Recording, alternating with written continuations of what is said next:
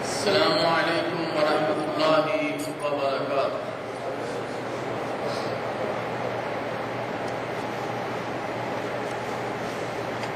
الحمدللہ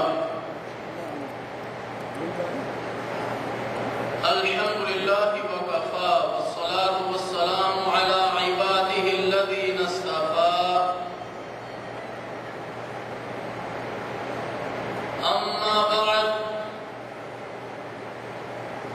فاعوذ باللہ السمیع العلیم من الشیطان الرجیم۔ اليوم اکملت لکم دینکم واتممت علیکم نعمتی ورضیت لکم الاسلام دینا۔ وقال اللہ تبارک وتعالی فی مقام آخر: وَإِذَا سَأَلَكَ عِبَادِي عَنِّي فَإِنِّي قَرِيبٌ أُجِيبُ دَعْوَةَ الدَّاعِ إِذَا دَعَانِ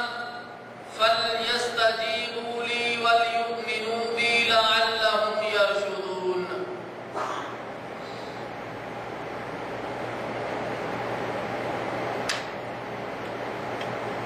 أما بعد فإن خير الحديث كتاب الله، وخير الهدي هدي محمد صلى الله عليه وسلم، وشر الأمور محدثاتها وكل محدثة بدعة وكل بدعة ضلالة وكل ضلالة في النار۔ اللهم صل على محمد وعلى آل محمد كما صليت على إبراهيم وعلى آل إبراهيم إنك حميد مجيد۔ اللهم بارك على محمد وعلى آل محمد كما باركت على إبراهيم وعلى آل إبراهيم إنك حميد مجيد۔ حمد و صلاۃ کے بعد ہر قسم کی تعریف کے لائق اللہ تعالیٰ جل شانہ کی ذات ہے، جو تمام جہانوں کا رب، زمین و آسمان کو بھر دینے کے برابر درود و سلام خلیل کبریہ احمد مجتبی محمد مصطفیٰ صلی اللہ علیہ وسلم کی ذات گرامی پر، جن کو اللہ نے تمام کائنات کے لیے رحمت بنا کر مبعوث فرمایا۔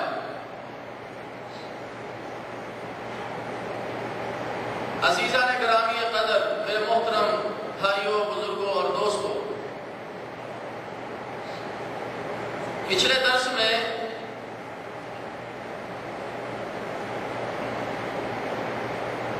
بدعات رجب کے بارے میں گفتگو ہوئی تھی، اور شروع میں بدعت کی تعریف اور اس کے مضمرات، بدعت کے بارے میں قرآن و سنت، قرآن و حدیث کے دلائل آپ دوستوں کے سامنے عرض کیے تھے۔ وقت کے پیش نظر اس موضوع کو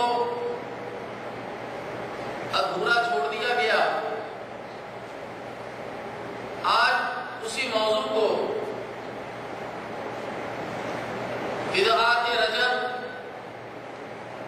یا ماہ رجب بدعات کے گھیرے میں، اس کو آج ہم انشاءاللہ آپ کے سامنے مکمل کرتے ہیں۔ اور یہ جو ہمارا درس ہے، یا اس سے پہلے یا بعد میں، ہم اپنے ان موضوعات کو مختصر آپ دوستوں کے سامنے پیش کرتے ہیں، اس لیے کہ ایک ایک موضوع پر اگر مکمل دلائل دیے جائیں تو اس کے لیے بہت وقت درکار ہے، اور ایک موضوع میں اگر ہم پورے مکمل دلائل کے ساتھ چلنا شروع کر دیں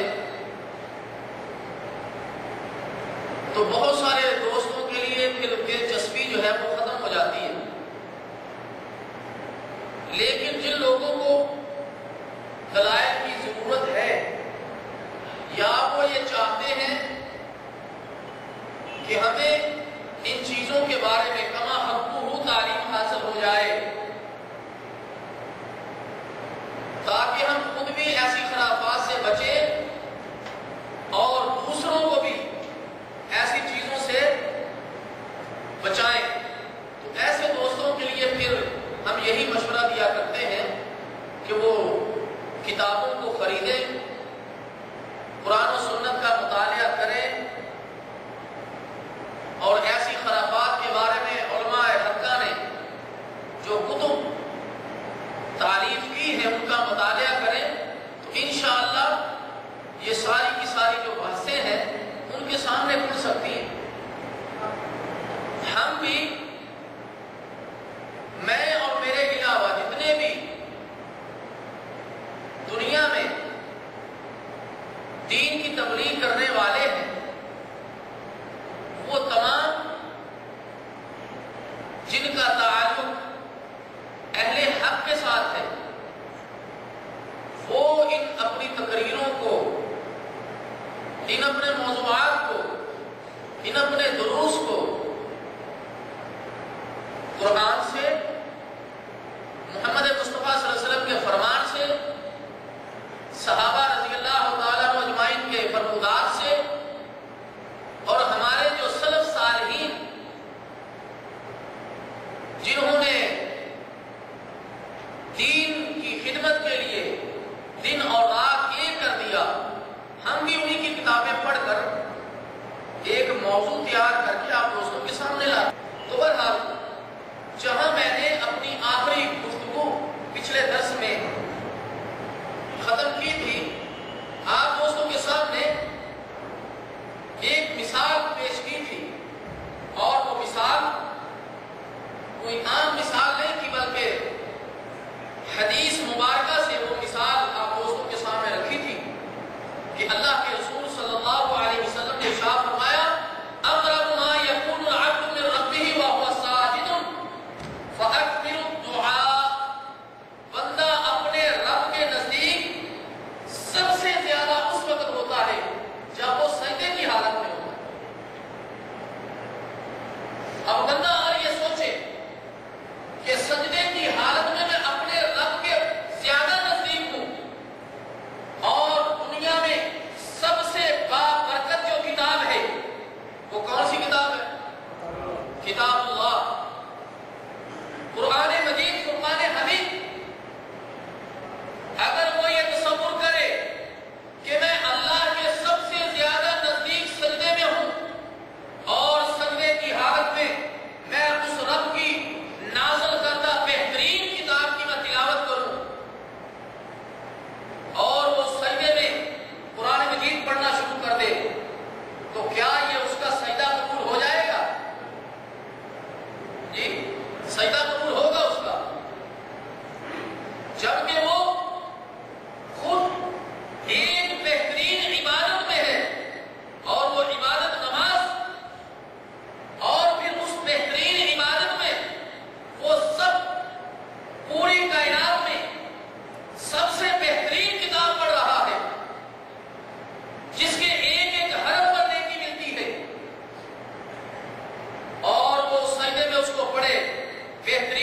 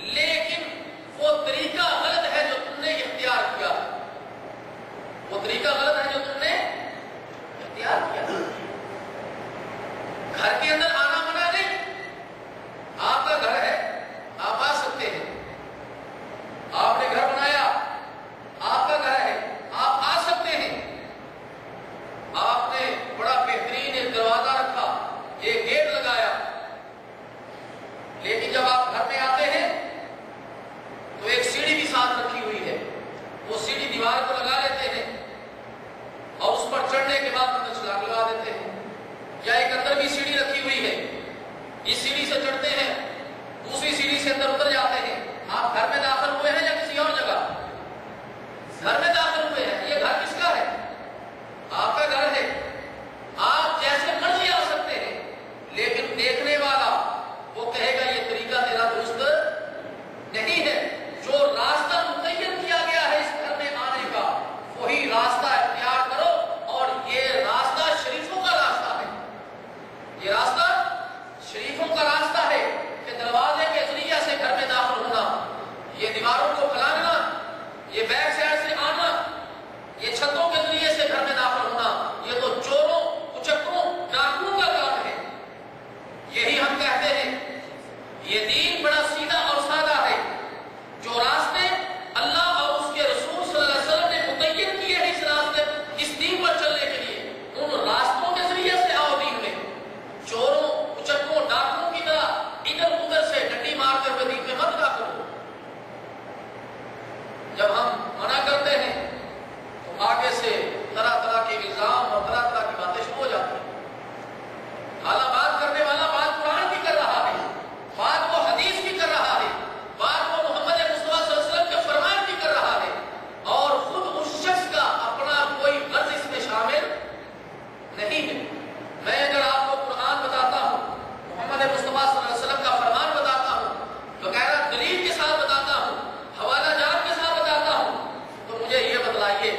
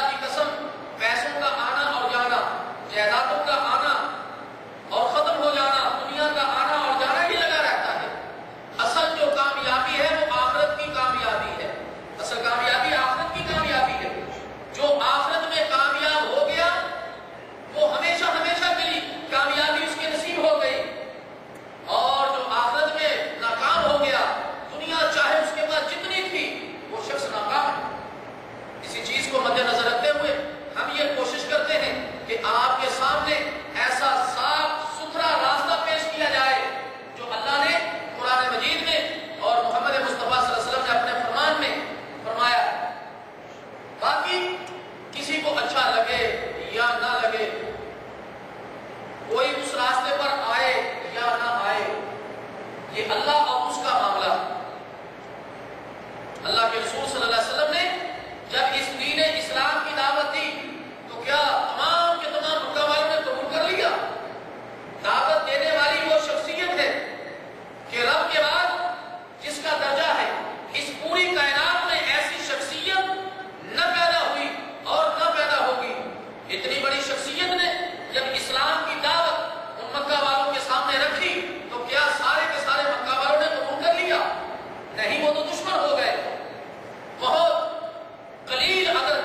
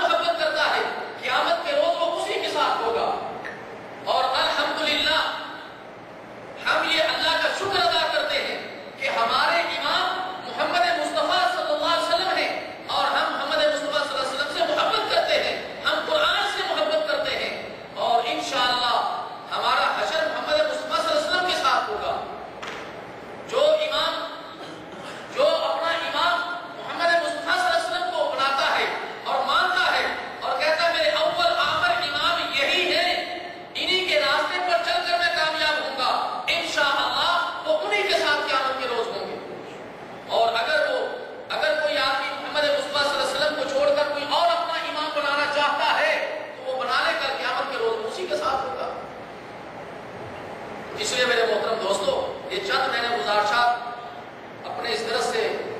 پہلے آپ دوستوں کے سامنے کی ہیں، تو میں نے ایک مثال دی تھی کہ اگر کوئی آدمی اپنی اس بہترین عبادت اور بہترین عبادت کے بہترین موقع پر دنیا کی بہترین کتاب پڑھے گا تو اس کا وہ عمل قابل قبول نہیں کیا جائے گا۔ اسی طرح میرے محترم دوستو، یہ ایک مثال دی تھی، لیکن اس سے پہلے کہ میں اپنی گفتگو شروع کروں، آپ دوستوں سے ایک سوال ہے، اور یہ سوال آپ جانتے ہیں، یہ صرف میں بات کو آگے چلانے کے لیے اس سوال کو میں کرنے لگا ہوں کہ ہمیں کس نے پیدا کیا ہے؟ اللہ تعالیٰ نے، اور وہ اللہ ہی جانتا ہے کہ ہماری زندگی کیسے کامیاب ہوگی، یا کوئی اور جانتا ہے؟ عبادتیں کس نے فرض کی ہیں؟ اللہ نے، اور ان عبادات کو کرنے کا طریقہ کس نے بتایا ہے؟ اللہ نے، اور اس طریقے کے لیے کس کو بھیجا؟ محمد مصطفیٰ صلی اللہ علیہ وسلم۔ اگر اللہ تعالیٰ جس نے ہمیں پیدا کیا ہے اور وہ جانتا ہے کہ ہمیں کس راستے میں کامیابی ملے گی، اور اس رب نے ہمارے اوپر جو عبادتیں فرض کی ہیں ان عبادتوں کو کیسے کرنا ہے، اللہ تعالیٰ جل شانہ نے رسول اللہ صلی اللہ علیہ وسلم کو بھیجا۔ اگر اس کے علاوہ کوئی اور راستہ ہوتا تو کیا اللہ نہ بتاتا ہمیں؟ کیا رسول اللہ صلی اللہ علیہ وسلم جنہوں نے ہمیں اسلام پر چلنے کا طریقہ اور عبادت کو کرنے کا طریقہ بتلایا، اگر محمد مصطفیٰ صلی اللہ علیہ وسلم کے راستہ سے ہٹ کر کوئی اور راستہ ہوتا کامیابی کا تو کیا اللہ نہ بتاتا ہمیں؟ اللہ ضرور بتاتا۔ جب اللہ نے ہمیں کامیابی کا راستہ بتلا دیا اور عبادتوں کا طریقہ محمد مصطفیٰ صلی اللہ علیہ وسلم کے ذریعے سے ہمیں بتا دیا،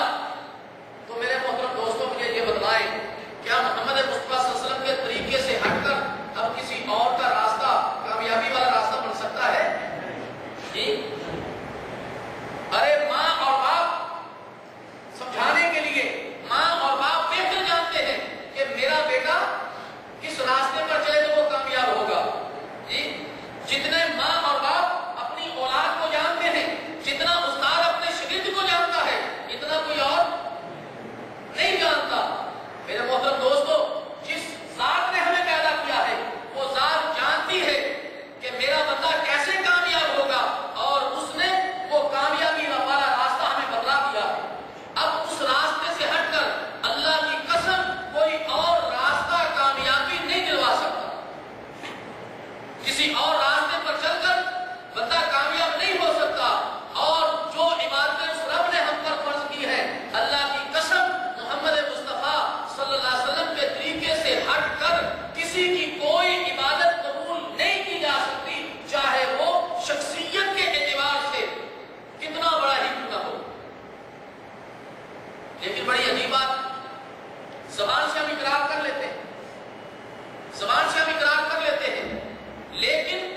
جب باری آتی ہے چلنے کی تو کہتے ہیں نہیں جی یہ بھی راستہ صحیح ہے، یہ بھی راستہ صحیح ہے، یہ بھی راستہ صحیح ہے۔ کیسے راستے سارے صحیح؟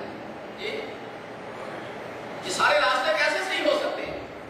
اب جس راستے کی نشاندہی اللہ اور اس کے رسول صلی اللہ علیہ وسلم کر دیں، ان راستوں سے ہٹ کر دوسرا راستہ کیسے کامیابی والا بن سکتا ہے؟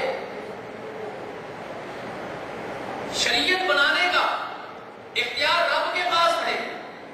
شریعت بنانے کا حق محمد مصطفیٰ صلی اللہ علیہ وسلم کے ہاتھ میں ہے،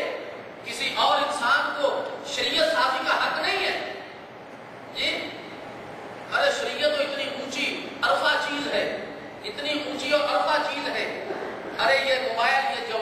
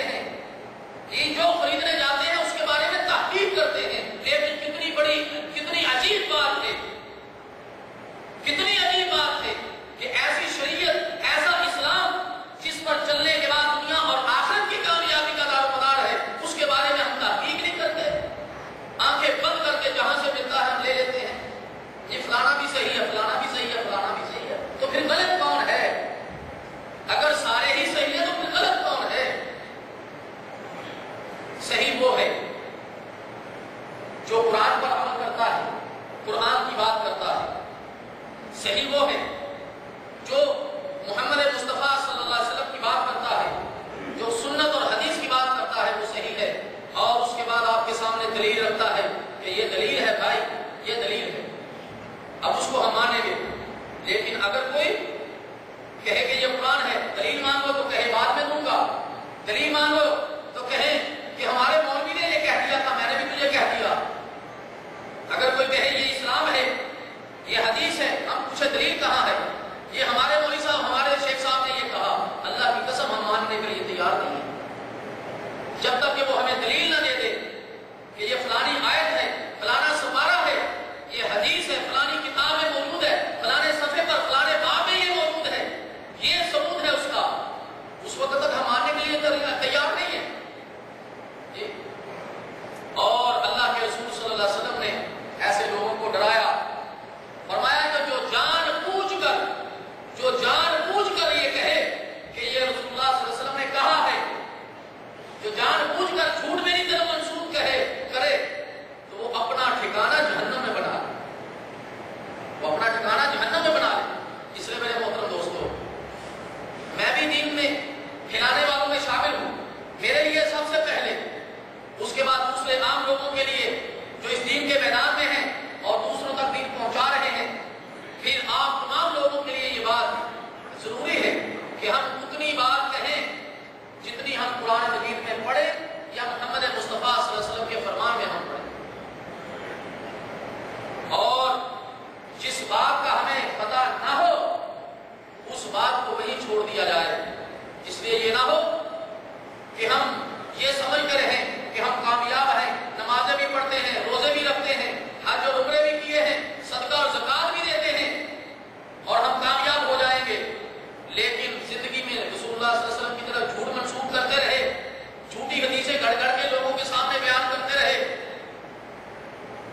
اور سارے کا سارا آخرت میں کیا دھرا خاک میں مل جائے گا۔ ارے رسول اللہ صلی اللہ علیہ وسلم تو بڑی اونچی شخصیت ہے، آپ سے بڑھ کر اللہ کے بعد پوری کائنات میں کوئی نہیں۔ آج سیاستدانوں کو لے لیں، اگر کوئی سیاسی بات کسی دوسرے سیاستدان کی طرف منسوب کر دیتا ہے کہ یہ فلانے نے کہا ہے اور وہ اس نے نہ کہا ہو تو وہ کیا کرتے ہیں؟ یہ آپ اخبارات میں پڑھتے ہوں گے کہ فلانے نے فلانے کے خلاف بات کی اور اس نے کہا یہ بات میں نے نہیں کی تھی، یا تو تم معافی مانگ، اگر تم اس بات پر معافی نہیں مانگے گا تو میں تجھے عدالت میں گھسیٹوں گا۔ ایسی خبریں سنی کہ نہیں سنی؟ ہر دوسرے چوتھے دن مجھے ایسی خبر آپ کو مل جائے گی۔ ایک سیاستدان کہتا ہے یا تو معافی مانگ جو تم نے میری طرف جھوٹ منسوب کیا ہے، اگر تم معافی نہیں مانگے گا تو تجھے میں عدالتوں میں گھسیٹوں گا اور تیرے اوپر میں اتنا جرمانہ جو ہے وہ عدالت میں قید کو مول وہ کرتے ہیں، کئی کئی کروڑ اور کئی کئی جو ہے یہ اربوں کا اس کے اوپر لگا دیتے ہیں، کلیم کر دیتے ہیں۔ جی ارے سیاستدان اپنے خلاف بات برداشت نہیں کر سکتا تو مجھے یہ بتلائیے کہ میرے محمد صلی اللہ علیہ وسلم کے خلاف میرا رب کیسے برداشت کرے گا کہ میرے نبی کے خلاف کوئی جھوٹ بول دے؟ یہ کیسے اللہ برداشت کرے؟ اس لیے فرمایا جو اللہ کے رسول صلی اللہ علیہ وسلم کی شخصیت کے خلاف جھوٹ بولتا ہے اس کا ٹھکانہ جہنم۔ اب یہ جو میں نے اصول آپ کے سامنے رکھا وہ اصول کیا تھا کہ بہترین عبادت میں بہترین کتاب بھی نہیں پڑھی جا سکتی، اس لیے کہ اللہ اس کے رسول نے اجازت نہیں دی۔ تو اسی طرح میرے محترم دوستوں اس اصول کو آپ سامنے رکھنے کے بعد آگے چلیں۔ یہ اصول ہر عبادت میں آپ کے سامنے ہونا چاہیے، یہ اصول ہر عبادت میں آپ کے سامنے ہونا چاہیے۔ نماز میں آپ کے سامنے ہو کہ میری نماز رسول اللہ صلی اللہ علیہ وسلم کے طریقے کے مطابق ہو، صلو کما رأیتمونی اصلی، نماز اس طرح پڑھو جس طرح محمد مصطفیٰ کو پڑھتے ہوئے دیکھتے ہو۔ اگر حج کرنے کے لیے جاؤ تو اللہ کے رسول صلی اللہ علیہ وسلم نے فرمایا خذوا عنی مناسککم، حج کے طریقے حج کے مناسک مجھ سے لے لو، تو پتہ چلا حج بھی سیکھ کر کرنے کا نام ہے اور وہ محمد مصطفیٰ صلی اللہ علیہ وسلم کا طریقہ ہے۔ تو جو بھی آپ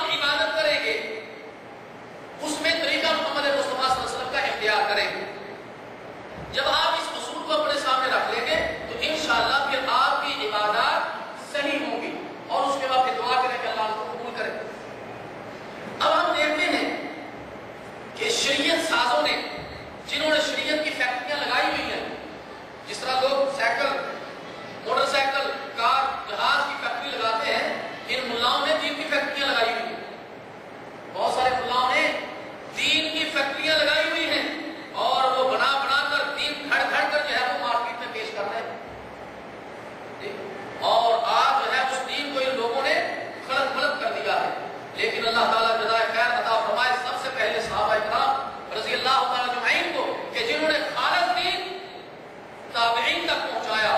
اس کے بعد انہوں نے تبع تابعین تک پہنچایا، اس کے بعد پھر ہمارے جتنے سلف صالحین ہیں ان تک جو ہے وہ یہ پہنچا، اور انہوں نے دلائل کے ساتھ اس دین کو آگے جو ہے وہ پہنچاتے رہے، اور یہ سلسلہ آج تک اور انشاءاللہ قیامت تک جو ہے وہ جاری رہے گا۔ اور ایسے لوگوں کی، ایسے علماء سو کی وہ نشاندہی کرتے آ رہے ہیں کہ جو دین میں اپنی طرف سے بنا بنا کر چیزیں جو ہے وہ داخل کر رہے ہیں۔ اللہ تعالیٰ ان کی کاوشوں کو قبول و منظور فرمائے۔ جس طرح میں نے آخری بات یہ بھی کہی تھی کہ ماہ رجب میں روزے رکھتے ہیں، خاص طور پر پورا مہینہ روزہ نہیں رکھیں گے، لیکن خاص رجب کے مہینے میں روزہ رکھیں گے، اور ہزاری روزہ، لکھی روزہ، جی مریم کا روزہ، یہ فلانا روزہ اس کو نام دے دیا جاتا ہے، اور اس کے پیچھے کہا جاتا ہے کہ یہ روزہ رکھنے سے لاکھوں روزوں کا ثواب، یہ روزہ رکھنے سے ہزاروں روزوں کا ثواب، یہ کرنے سے اتنی عبادت کا ثواب، یہ کرنے سے اتنی عبادت کا ثواب۔ اب ایک آدمی سارا سال نماز نہیں پڑھتا، روزے نہیں رکھتا، جب اس کو پتا چلتا ہے کہ ایک روزہ رکھنے سے 1,00,000 روزے کا ثواب ہے، جی تو وہ کیا کرتا ہے؟ چلو یہ تو رکھو، جان چھڑاؤ، جی ایک روزہ رکھ لو، جی اب جو ہے وہ زیادہ عبادت کرنے کی ضرورت۔ تو اس لیے میرے محترم دوستو، یہ وہ روزے ہیں جن کی ترغیب نہ اللہ نے قرآن میں دلائی، جن کی ترغیب نہ محمد مصطفیٰ صلی اللہ علیہ وسلم نے اپنے فرمان میں دلائی، جن کی ترغیب نہ صحابہ نے دلائی، نہ تابعین نے دلائی، نہ تبع تابعین نے دلائی، حتیٰ کہ جن کو یہ اپنا امام تصور کرتے ہیں، امام ابو حنیفہ رحمہ اللہ تعالیٰ، ان کی کتابوں میں بھی یہ چیز موجود نہیں، ان کی کتابوں میں بھی یہ چیز موجود نہیں ہے۔ حالانکہ ہے تو یہ ضعیف حدیث، جو ضعیف ہے بتا کر میں آپ کے سامنے رکھتا ہوں، ہے تو یہ ضعیف حدیث، لیکن بیان کرتا ہوں اس لیے کہ اس کو قوی کرنے والا ایک اثر موجود ہے حدیث کے اندر۔ نہا رسول اللہ صلی اللہ علیہ وسلم عن صیام رجب، اللہ کے رسول صلی اللہ علیہ وسلم نے رجب کے روزہ رکھنے سے منع فرمایا ہے۔ اب یہ ہے تو ضعیف، لیکن یہ ضعیف حدیث کبھی کہاں ہو جاتی ہے، مضبوط کہاں ہو جاتی ہے؟ عمر فاروق رضی اللہ تعالی عنہ کا ایک قول موجود ہے کہ ان کے سامنے رجب میں کوئی روزہ رکھتا تو اس کو پکڑتے، اس کے سامنے کھانا لاتے اور کہتے کلو، کھا اس کو، اور اس کے ہاتھ پر ایک کوڑا ہلکا سا جو ہے وہ لگاتے، کہتے کلو، کھاؤ اس کو، فإنه شهر كان يعظمه الجاهلیہ، اس مہینے کی ایسی تعظیم تو جاہلیت کا شیوا ہے، اس کی ایسی تعظیم تو جاہلیت کا شیوا تھا، یہ روزہ رکھا۔ لیکن ایسا آدمی جس کی ترتیب بنی ہوئی ہے پورے سال کی، کہ وہ ہر سوموار کا اور جمعرات کا روزہ سنت سمجھ کر رکھتا ہے، جو آدمی چاند کی 13، 14، 15 کا روزہ رکھتا ہے،